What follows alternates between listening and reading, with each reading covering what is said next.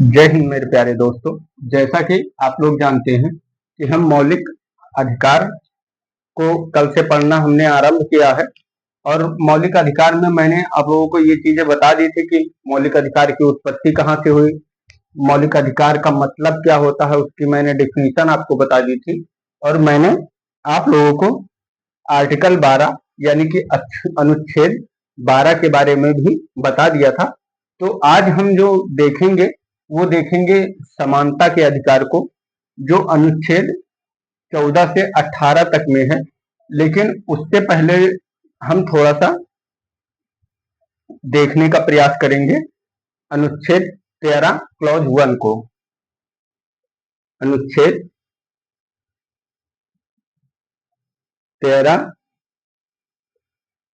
Clause 1, इसमें ये बात कही गई है कि ऐसी सभी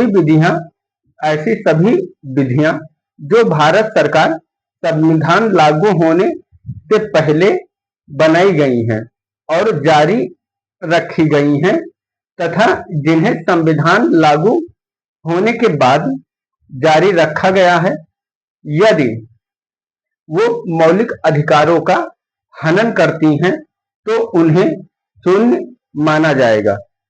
इसमें यह स्पष्ट कर दिया गया है कि विधि वही विधि का जो भाग है वह वही भाग शून्य माना जाएगा जो मौलिक अधिकारों की हनन करता है। यानी इसमें कहा गया है कि भारत की आजादी के पहले जो कानून बनाए गए और आज भी लागू हैं और लागू हैं तो उन्हें उस आधार तक शून्य माना जाएगा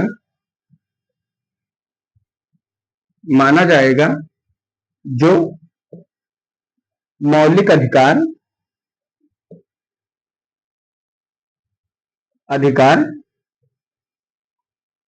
का हनन करता या करते हैं।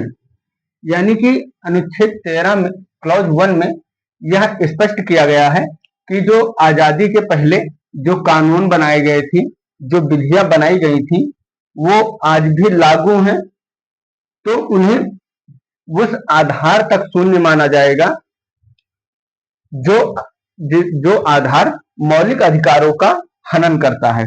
इसे अगर हम थोड़ा सा सरल भाषा में समझने का प्रयास करें तो जैसे मान लीजिए कि हमने एक कानून बना दिया कि सभी लोगों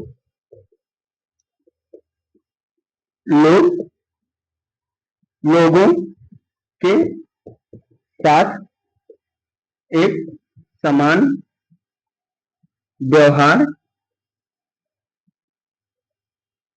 किया जाएगा। मान लीजिए कि मैं राज्य हूं और मैंने कोई ऐसा कानून बना दिया है और उस कानून में लिख दिया है कि सभी लोगों के लिए एक समान व्यवहार किया जाएगा। लेकिन अगर मैं राज्य हूं तो अगर इसे मैं अपने ऊपर रख के देखूं तो कहीं ना कहीं जो ये कानून मैंने बनाया है वह पूर्ण रूप से जो जनता के अधिकार हैं या जो लोगों के अधिकार हैं उन्हें व्यवस्थित रूप से नहीं रखा जा सकता है। इसका क्या मतलब है कि जैसे कि मान लीजिए इस राज्य में मान लीजिए कि 10 लोग रहते हैं। अब 10 लोगों में से इसमें मान लीजिए 5 लोग गरीब हैं, 2 लोग बहुत ज्यादा अमीर हैं, एक इसमें राजा है। तो अब हम सभी को एक जैसा नहीं समझ सकते हैं। एक जैसा हम सभी को एक जैसा सबके साथ व्यवहार नहीं कर सकते हैं। जो लोग अमीर हैं उनके लिए हमें दूसरी प्रकार की थोड़ी सी विधि बनानी पड़ेगी, यानी कि उनसे हम टैक्स, मान लीजिए कि हम अमीर आदमी से 10 रुपए पे 2 रुपए टैक्स ले रहे हैं, तो अब ये काम एक राज्य होकर मैं गरीब इंसान के साथ में नहीं कर सकता, क्योंकि अगर मैं गरीब इंसान के साथ में करूंगा तब तो वो गरीब भूखा मर जाएगा। तो इसमें इसी बात को आधार माना गया है कि जो विधियां हैं वो उन विधियों को उस आधार तक शून्य घोषित कर दिया जाएगा जो मौलिक अधिकारों का हनन करती हैं।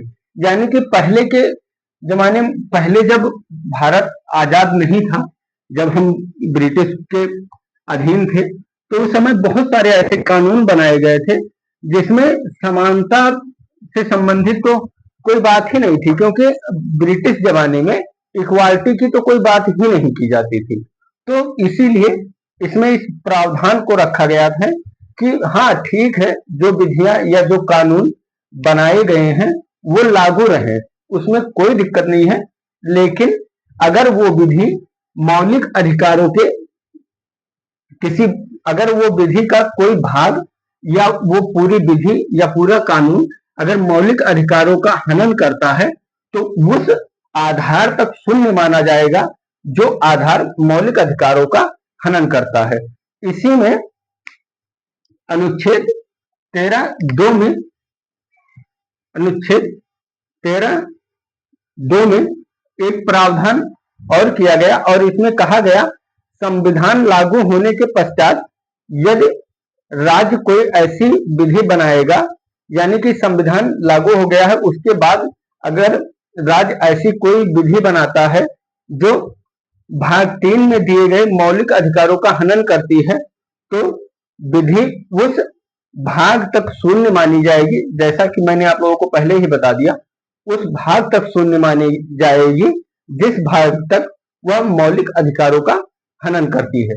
यानी कि इसमें भी वही बात कही गई है, बस इसमें यह बात कही गई है कि संविधान लागू होने के पश्चात, यानी कि जब संविधान लागू हो गया उसके पश्चात अगर कोई कानून बनाया जाता है और उस कानून का अगर कोई भाग मौलिक अधिकार का हनन कर रहा है, उस कानून का कोई भाग अगर मौलिक अधिकारों का हनन कर रहा है तो उसे उस आधार तक शून्य माना जाएगा जिस आधार तक वो मौलिक अधिकारों का हनन कर रहा है।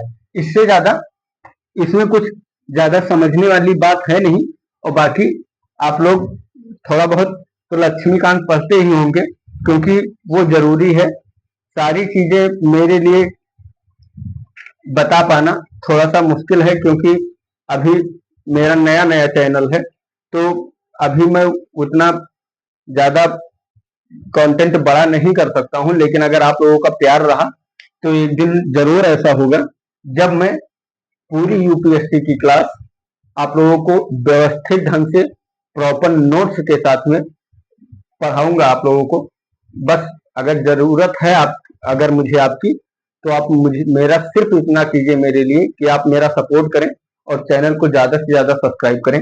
अब हम जो देखने जा रहे हैं वो विधि के समान समता और विधियों का समान संरक्षण। विधि की समान समता और विधियों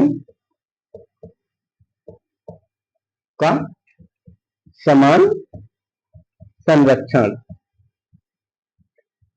जैसा कि मैंने आप लोगों को बताया था कि इसमें आर्टिकल 14 से 18 तक के प्रावधान किए गए हैं, तो हम इसे थोड़ा सा देखने का प्रयास करते हैं और इसे थोड़ा सा समझने का भी प्रयास करते हैं। तो इसमें जो बात कही गई है, तो इसमें कुछ चीजें हैं जो ये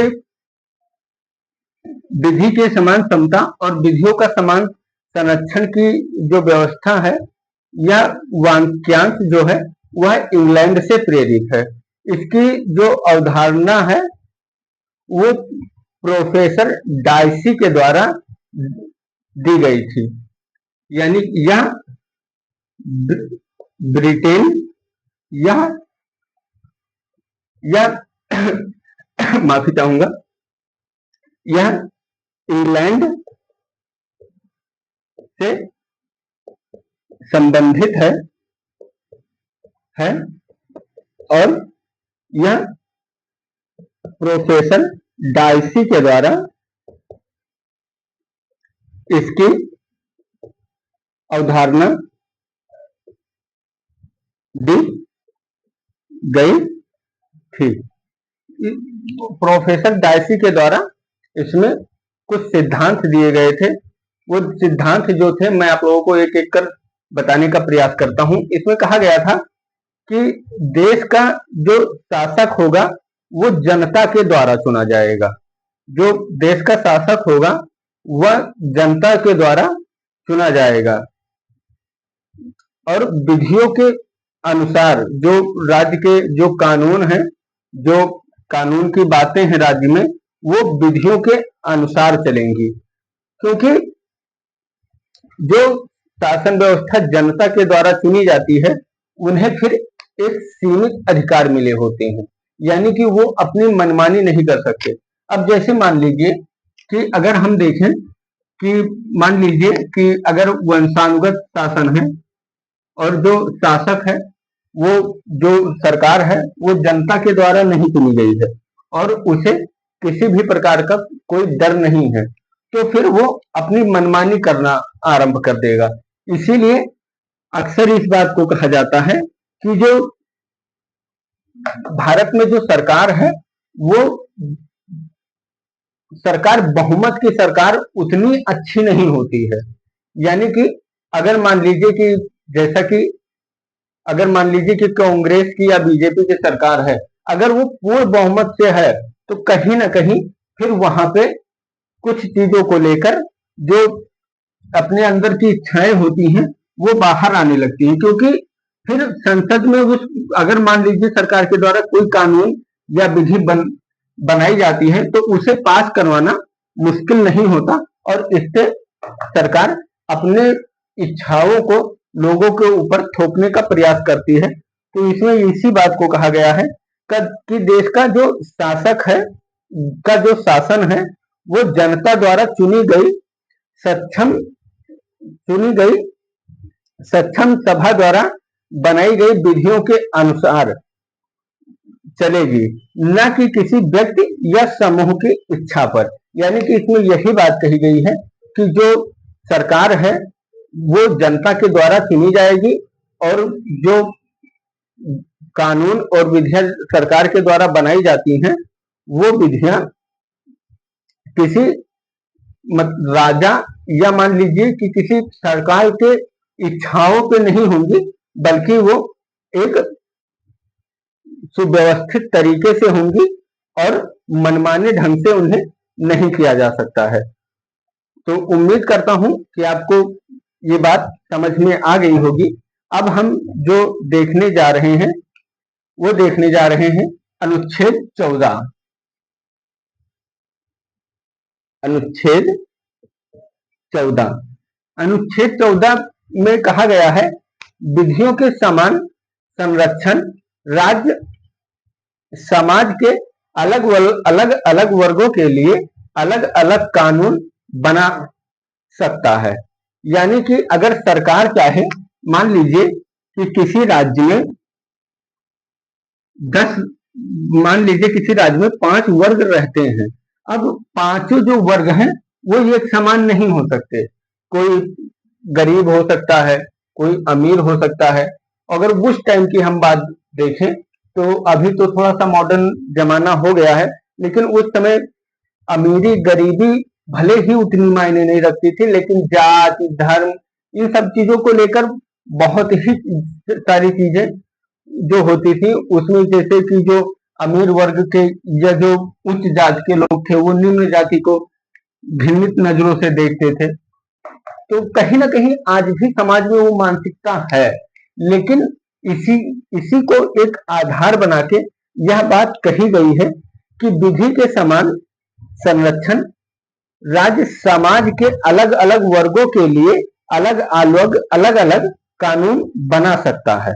समाज के कई वर्गों की आवश्यकताएं अन्य वर्गों से भिन्न हो सकती हैं। जैसे कि मान लीजिए कि हम और आप शहर में रहते हैं, कोई गांव में रहता है, कोई जंगल में रहता है। तो जो शहर के लोग हैं उनकी आवश्यकताएं अलग हैं। जैसे शहर में लोगों को एसी चाहिए, लोगों को कूलर चाहिए, लोगों को बिजली चाहिए, पानी चाहिए, सारी व्यवस्थाएं चाहिए।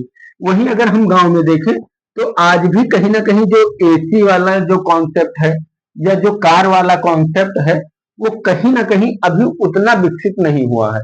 मतलब कहीं ना कहीं अपवाद तो है ही, हर जगह पे मिल जाएगा, लेकिन अभी पूर्ण रूप से विकसित नहीं हुआ है।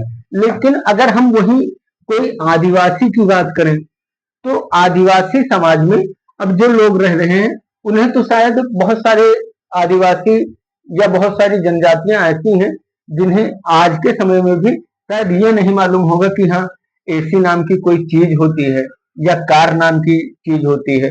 भारत में ऐसे बहुत सारे अभी क्षेत्र हैं जहाँ पे पूर्ण रूप से कोई इंटरनेट की सुविधा ही नहीं उपलब्ध है। तो इसमें ये कहा गया कि हाँ समाज में सरकार जो है वो समाज में जो कानून बनाएगी वो सभी लोगों के हित को देखकर बनाएगी और इसमें जो सरकार है वो विभेद भी कर सकती है। जैसे कि मान लीजिए कि महिलाओं के लिए अगर कोई कानून बनाना है तो वो बना सकती है। अगर अनुसूचित जाति के लिए बनाना है, अनुसूचित जनजाति के लिए बनाना है तो इसके लिए वह कानून अलग बना सकती है। यानी जो समानता का अधिकार है उससे अलग होकर भी कानून बना सकती है। इसी में सर्वोच्च न्यायालय ने राज्य द्वारा निर्धारित किए जाने वाले जो वर्गीकरण के संदर्भ में जो समस्याएं थी उनमें दो सिद्धांत दिए थे, जिसमें कहा गया था कि वर्गीकरण जो होगा वह बाध्य योग अंतरण के आधार पर होना चाहिए। यानी कि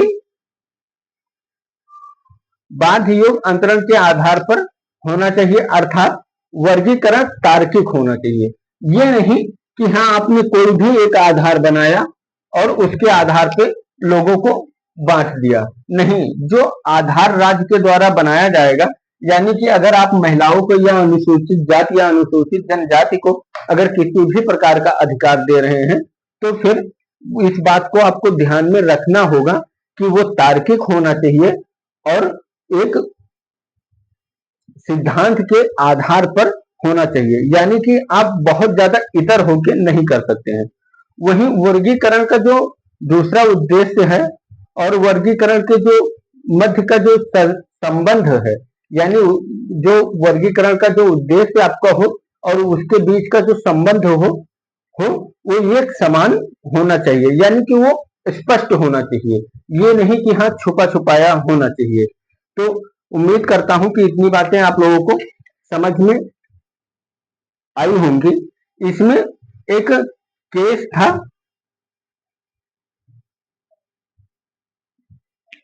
चिरंजीत लाल बनाम यूनियन, चिरंजीत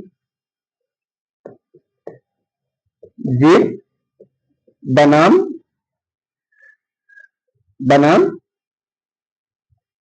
चिरंजीत लाल बनाम यूनियन, चिरंजीत बनाम यूनियन जो वाद था इसमें यह कहा गया था, सर्वोच्च न्यायालय ने यह निर्धारित किया कि एक व्यक्ति भी एक जो वर्ग है, एक समूह है, उससे अलग हो सकता है और यदि उसकी कोई विशेष स्थिति है तो उसके लिए भी जो राज्य है वो अलग कानून बना सकता है। यानी कि मान लीजिए किसी गांव में 100 लोग रह रहे हैं और 100 लोगों में 99 लोग अमीर हैं, एक लोग गरीब हैं। तो अगर ये 99 लोग अमीर हैं तो उनसे कोई मतलब नहीं है। लेकिन ये व्यक्ति जो गरीब है, तो सरकार अगर चाहेगी तो वह इस गरीब के लिए कानून बना सकती है। तो उम्मीद करता हूं कि आपको अनुच्छेद जो 14 है वो समझ में आ गया होगा। इसमें एक दो हम थोड़ा सा अपवाद देख लेते हैं। अपवाद इसमें जो दिया गया है वह अनुच्छेद 361 से दिया गया है। अनुच्छेद, मैं आर्टिकल लिख दे रहा हूं, आप लोग मैनेज कर लीजिएगा। आर्टिकल 361, इसमें कहा गया है कि राष्ट्रपति और राज्यपाल कुछ मामलों में, जो राष्ट्रपति हैं और राज्यपाल हैं, उन्हें कुछ मामलों में विशेष अधिकार दिया जाएगा। यानी कि अनुच्छेद 361 ये कहता है कि राष्ट्रपति या राज्यपाल अगर अपने कार्य में हैं और वो किसी भी प्रकार का कोई कानून बनाते हैं या कोई विधि बनाते हैं या किसी भी प्रकार का जो उनके द्वारा किए गए वो कोई भी कार्य है, उसके लिए उन्हें किसी भी प्रकार से, चाहे सिविल मामला हो या फिर आपराधिक मामला हो, उनपे किसी भी प्रकार का कोई मुकदमा नहीं चलाया जा सकता है। इसके लिए राष्ट्रपति और राज्यपाल को अनुच्छेद 361 के तहत सुरक्षा प्रदान की गई है।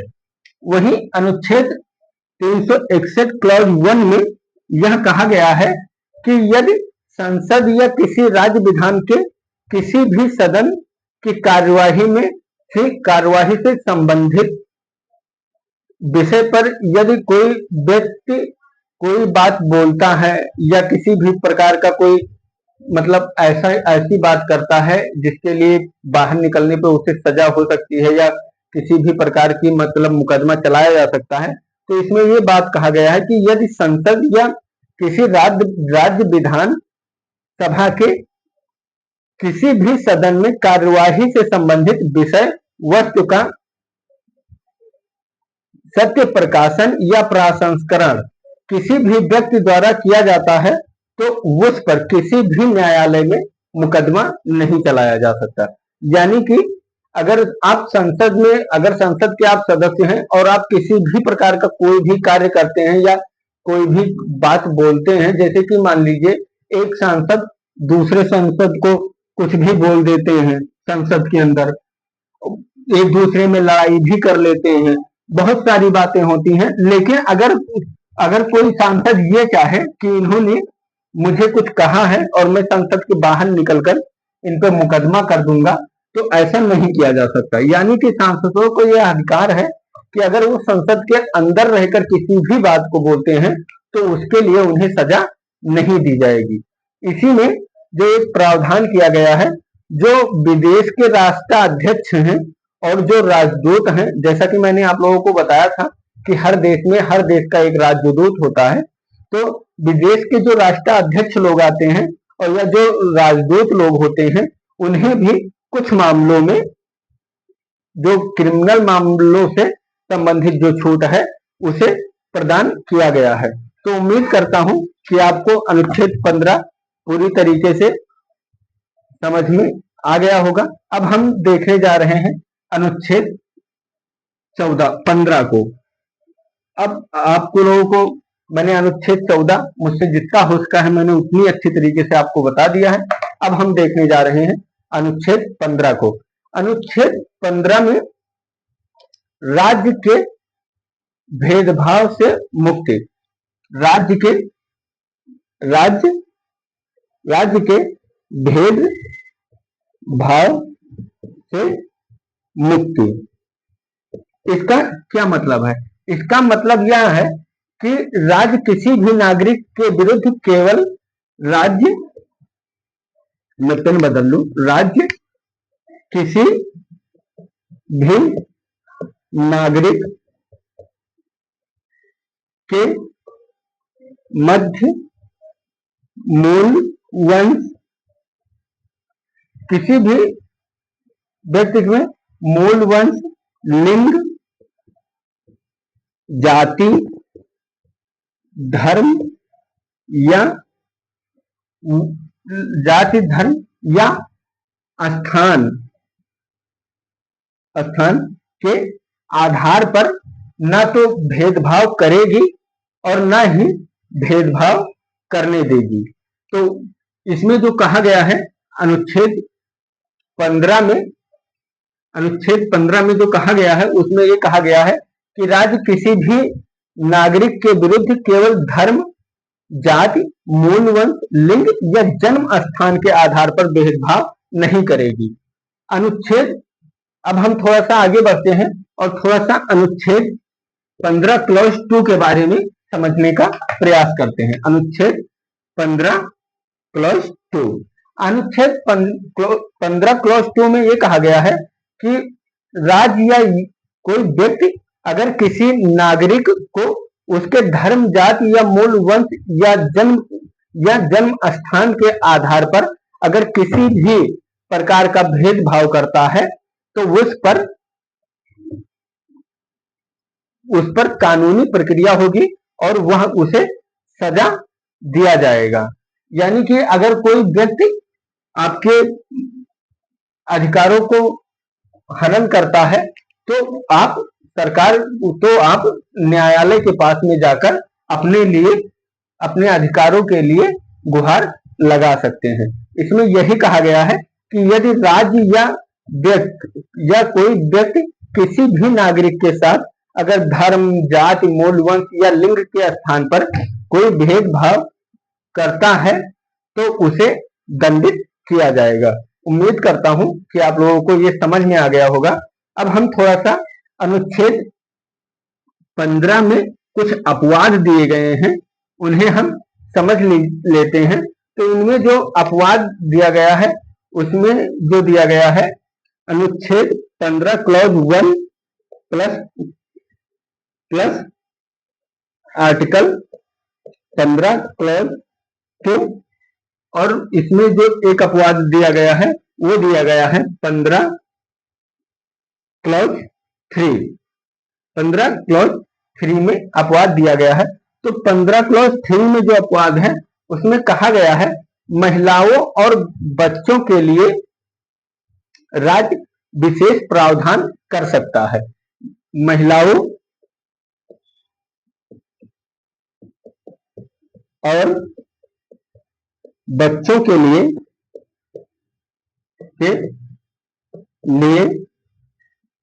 राज्य विशेष प्रावधान कर सकता है। यानी कि अगर राज्य चाहे तो वह महिलाओं या बच्चों के लिए विशेष प्रावधान कर सकता है। यह प्रावधान राज्य को लिंग के आधार पर जो भेदभाव है उसके लिए अनुमति देता है। इसे आधार बनाकर राज्य महिलाओं के लिए विशेष कानून बना सकता है, जैसे दहेज प्रतिषेध अधिनियम, घरेलू हिंसा अधिनियम। ऐसे बहुत सारे कानून हैं जो बनाए गए हैं और राज्य बना भी सकता है। तो उम्मीद करता हूं कि आप लोगों को समझ में आ गया होगा। इसमें एक दो अपवाद और दिए गए हैं जिन्हें आप लोग जब लक्ष्मीकांत पढ़ना तो उसमें पढ़ लेना, क्योंकि मेरे लिए सभी चीजों को अभी नए नए चैनल पे एडजस्ट करना थोड़ा सा मुश्किल हो रहा है, और जैसे जैसे आप लोगों का सपोर्ट बनता जाएगा मैं और भी सारी चीजों को विस्तारित ढंग से आप लोगों के समक्ष लेके आऊंगा। बस जरूरत है तो आप लोगों के सपोर्ट की।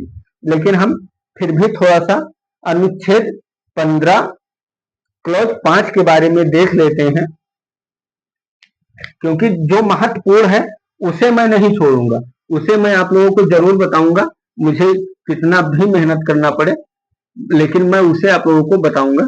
तो हम अनुच्छेद 15 क्लॉज 5 के बारे में थोड़ा सा देख लेते हैं, जो कि 93 संविधान संशोधन 2005 में भारतीय संविधान में शामिल किया गया था। 93 अमेंडमेंट एक्ट आप लोगों को समझ में आ जाएगा। 2005 में संविधान में शामिल किया गया था। इसमें यह प्रावधान किया गया था कि राज्य सामाजिक और शैक्षणिक रूप से पिछड़े वर्गों के लिए, अनुसूचित जाति और अनुसूचित जनजाति के लिए प्राइवेट शिक्षण संस्थान जो हैं उनमें सीटों के आरक्षण का प्रावधान कर सकता है, परंतु अनुच्छेद 30 क्लॉज 1 के अंतर्गत स्थापित की गई हो। तो इसमें जो कहा गया है वो यही कहा गया है कि जो राज्य है वह अनुसूचित जाति अनुसूचित जनजाति के लिए प्राइवेट शिक्षण जो संस्थान है उसमें सीटों के आरक्षण का प्रावधान कर सकता है। तो उम्मीद करता हूं कि आप लोगों को समझ में आ गया होगा। अब हम थोड़ा सा देख लेते हैं अनुच्छेद 15 क्लॉज 6, जो कि वो भी हमारे लिए बहुत महत्वपूर्ण है। और तो उम्मीद करता हूं कि आप लोगों को 15 क्लॉज 5 समझ में आ गया होगा, जिसे 93 संविधान संशोधन 2005 के द्वारा जोड़ा गया था। अब अगला जो हम देखने जा रहे हैं वो 15 क्लॉज 6 देखने जा रहे हैं। 15 क्लॉज 6 जिसे जो शामिल किया गया था वो 103वें अमेंडमेंट एक्ट यानी कि संविधान संशोधन द्वारा संविधान में जोड़ा गया था, और इसमें ईडब्ल्यूएस के आरक्षण की बात कही गई थी। ईडब्ल्यूएस के आरक्षण की बात कही गई थी। जैसा कि आप लोग जानते हैं ईडब्ल्यूएस यानी कि जो आर्थिक रूप से जो पिछड़े लोग हैं उनके लिए आरक्षण की बात कही गई थी। जैसा कि जनरल में जो होता है वहां पे पहले आरक्षण का प्रावधान नहीं था, यानी कि जनरल में जितने भी लोग थे उन्हें एक समान रूप से देखा जाता था, लेकिन कहीं ना कहीं आगे चलकर सरकार को ये एहसास हुआ कि इसमें भी आरक्षण का प्रावधान होना चाहिए, क्योंकि कोई जरूरी नहीं है कि अगर आप सामान्य से हैं या जनरल से हैं तो आपकी जो स्थिति हो वो अच्छी ही हो। क्योंकि मैंने बहुत सारे ब्राह्मणों को या बहुत सारे पंडितों को या बहुत सारे ठाकुरों को देखा है जो गरीब होते हैं, जिनके पास उतना पैसा नहीं होता है, जिनके पास उतनी सुख सुविधाएं नहीं होती हैं, तो उन्हें हम मुख्य धारा में कैसे लाएंगे? अगर हम उनके लिए प्रयास नहीं करेंगे तो वो बहुत पीछे छूट जाएंगे। तो इसी के लिए सरकार ने 103वां अमेंडमेंट एक्ट किया, और जिसमें ये प्रावधान किया कि ईडब्ल्यूएस के लिए आरक्षण की बात कही गई। यानी सरकार ने इसमें स्पष्ट किया कि जो ईडब्ल्यूएस के जो लोग हैं, जो आर्थिक रूप से पिछड़े लोग हैं, राज्य उनके लिए भी जो आरक्षण है उसका प्रावधान करेगी। तो उम्मीद करता हूं कि आप लोगों को चीजें समझ में आ गई होंगी। अब हम जो देखने जा रहे हैं वो हम देखने जा रहे हैं अनुच्छेद 16। अनुच्छेद 16 अनुच्छेद 16 लोक नियोजन में अवसर की समानता। लोक नियोजन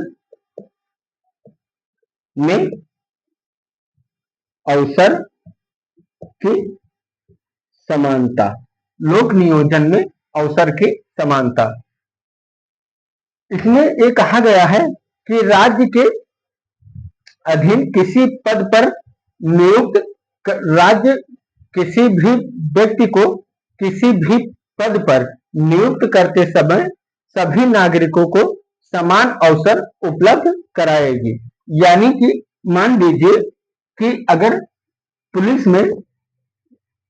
में मान लीजिए कि 100 भर्ती निकलती है, तो राज्य जो है वो समान रूप से सभी के लिए ये फॉर्म बाहर निकालेगी या अपने आईडी पे डालेगी, जहां से हम फॉर्म भरते हैं अपने जो उसका लिंक है वहां पे वो डालेगी, और इसमें भारत में रह रहे सभी जो भारतीय नागरिक हैं उन्हें इसका अवसर उपलब्ध होगा। बस ये है कि वो इसके जो आधार हैं, जो इसकी क्राइटेरिया हैं, जैसे 12th पास होना चाहिए या इतनी हाइट होनी चाहिए या मतलब परसेंटेज से अगर कोई बात है, तो उसमें इस चीज को ध्यान रखना होगा कि आप उसके जो क्राइटेरिया हैं आप उसे फुलफिल करते हो। तो अनुच्छेद 16 में इसी बात को कहा गया है कि लोक नियोजन में अवसर की समानता, यानी कि सरकार किसी भी प्रकार से किसी भी व्यक्ति के को किसी भी आधार पर किसी भी भर्ती के लिए या किसी भी अधिकार के लिए वंचित नहीं करेगी। तो उम्मीद करता हूं कि आप लोगों को ये चीज समझ में आ गई होगी।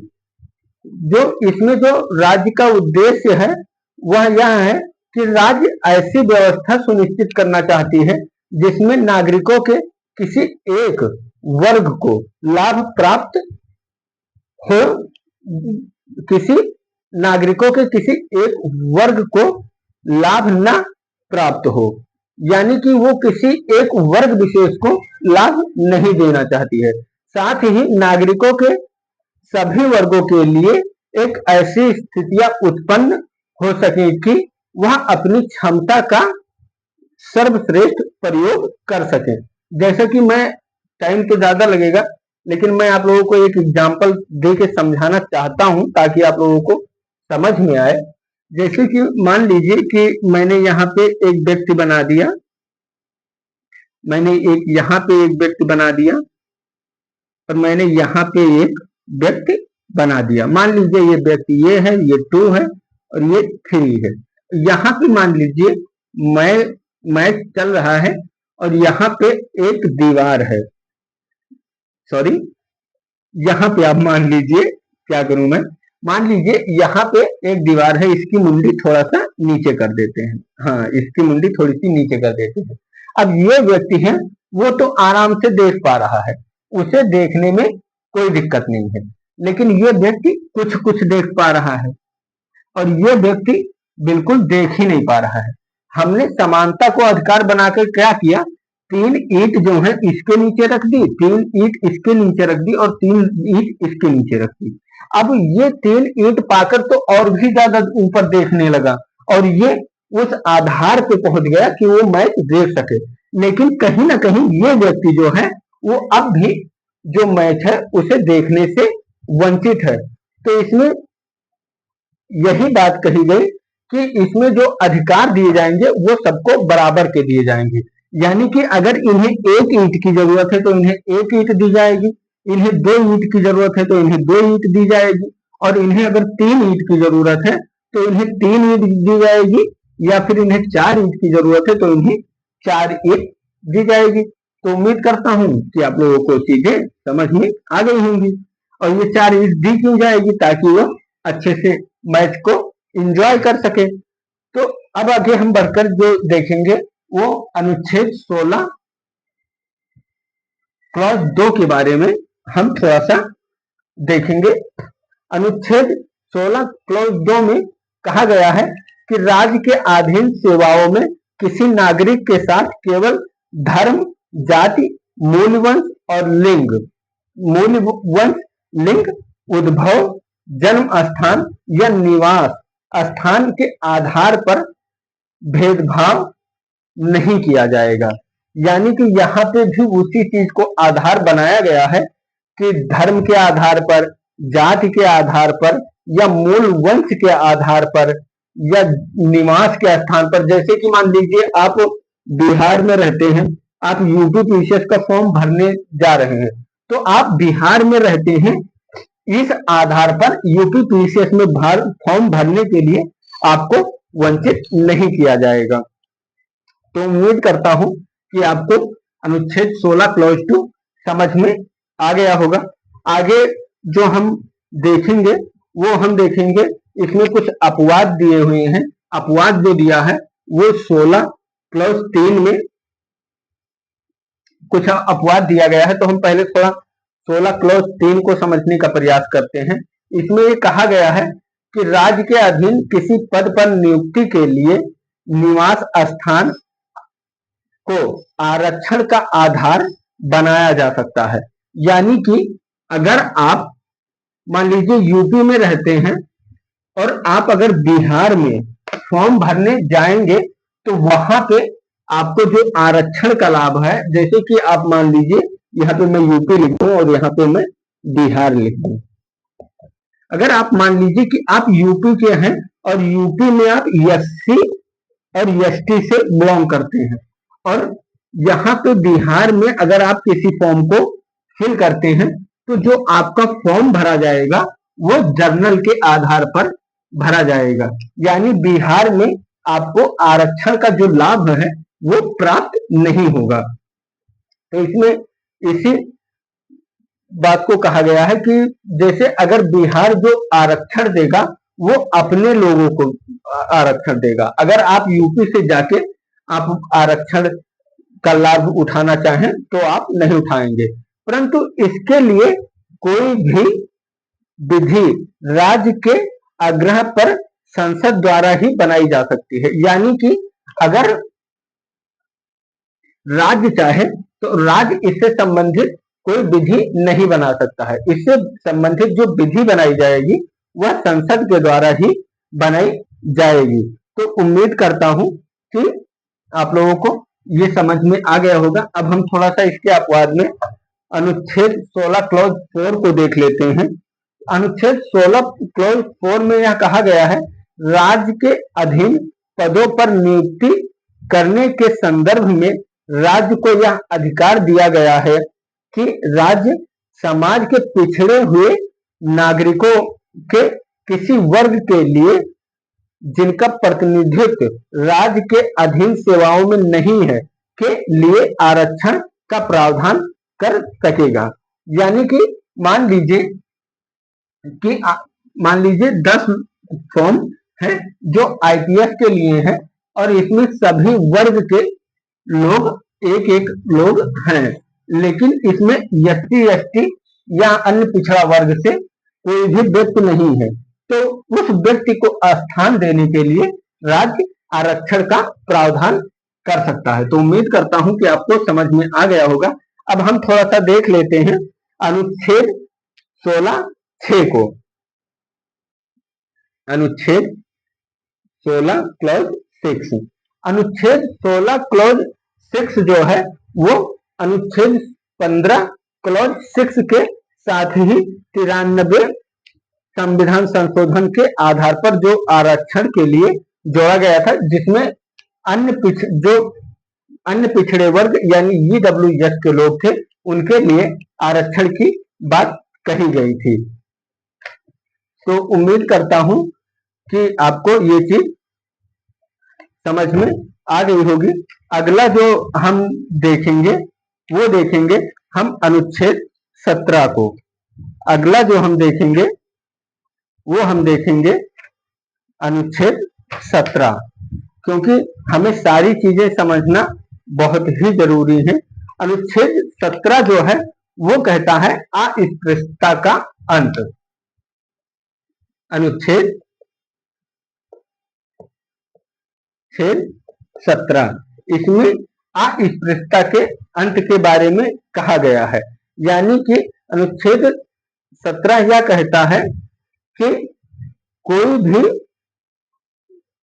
जो व्यक्ति है किसी भी रूप में अस्पृश्यता को बढ़ावा नहीं देगा, यानी आप किसी भी व्यक्ति को छुआछूत के आधार पर या जाति धर्म के आधार पर किसी भी व्यक्ति को किसी भी स्थान पर जाने के लिए या उसे वहां से बाहर निकालने के का जो प्रयास है वो आप नहीं कर सकते हैं।